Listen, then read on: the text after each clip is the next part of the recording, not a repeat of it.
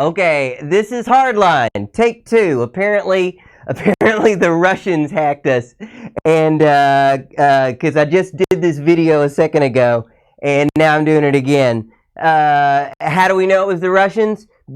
Because.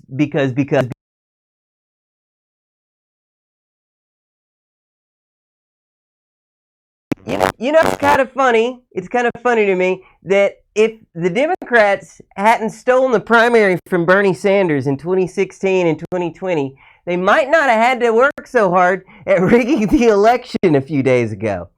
Well, with that said, I'd just like to point out something.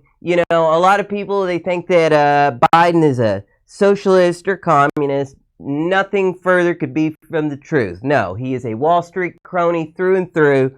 Trust me on this. As he told some of his wealthiest donors in some leaked audio behind closed doors, nothing fundamentally will change. Of course, he wasn't talking to you or me. He was talking to people who make more than, $10 million per year, of course. For them, nothing fundamentally will change. And it's interesting because, Matt Taibbi, who is a liberal, not a liberal, but a progressive, an actual progressive and, something of a leftist, has pointed out that in the Trump era, the Republicans are beginning to become the party of populism, the party of the working class. Then again, I saw some yuppie chick on Twitter who's probably never had to eat ramen in her life, saying something about how even the term working class is just a dog whistle for white supremacy. But, I've got a few tweets I wanted to run through here to give you an idea of the difference between a leftist and a liberal. Of course, we know that conservatives and liberals often don't get along. I mean, it looks like we're nearing a literal civil war at this point. It's definitely an ideological and cultural civil war that's going on, that's beginning to spill over into the streets. But let me give you the difference between what some actual leftists and progressives think about what's been going on in the past few days versus the liberals. Ralph Nader, longtime Green Party candidate, very progressive fellow, blasted NPR, the Champagne Socialist favorite network, for cutting off Trump for a fact check.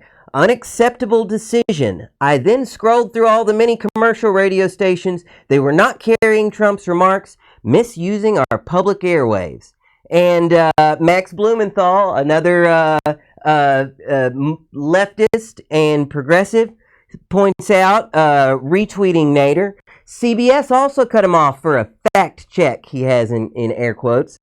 Following the pattern of Silicon Valley social media censorship, they think we are children, incapable of making our own critical judgments about the president's histrionics. So obviously this is not a pro-Trump tweet, but even folks who despise Trump are aware of what is going on, are able to see what's happening here.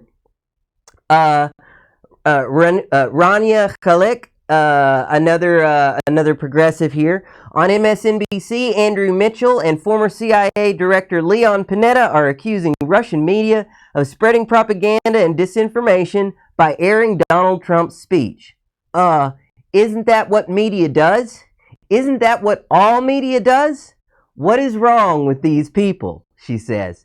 Glenn Greenwald, and I know it, you guys are going to get sick and tired of hearing me talk about Glenn Greenwald and Yasha Levine and Matt Taibbi, but just the other day I got retweeted by Yasha Levine, and so I'm not going to stop until I get all three of them to retweet me one day. Mr. Greenwald says, some people who started paying attention to politics only for the first time in 2017 due to fear of Orange Hitler will stop paying attention again with him gone. But others will keep watching and will be shocked to see what Democrats really are and what they really do when in power.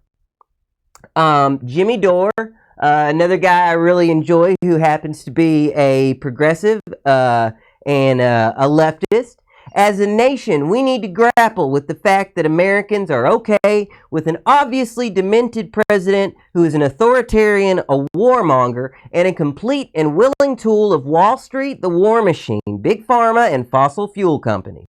And yes, by the way, of course, Kamala Harris is married to a bigwig in the in Merck, one of the pharma giants.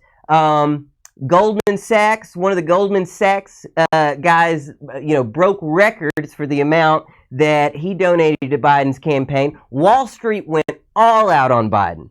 They did the same for Obama, and that's why he bailed out the banks and Wall Street instead of the people. Like, don't fool yourself. These people are not socialists and communists. They want the same sort of authoritarianism as Stalin had, perhaps.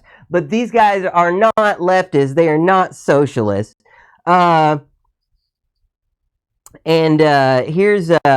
Glenn Greenwald again. Liberals are absolutely authoritarian censors. They believe in the justifiability of tech overlords silencing their political adversaries, and now that they'll be in control of the mechanics of government to pressure tech companies and censor themselves, this will worsen.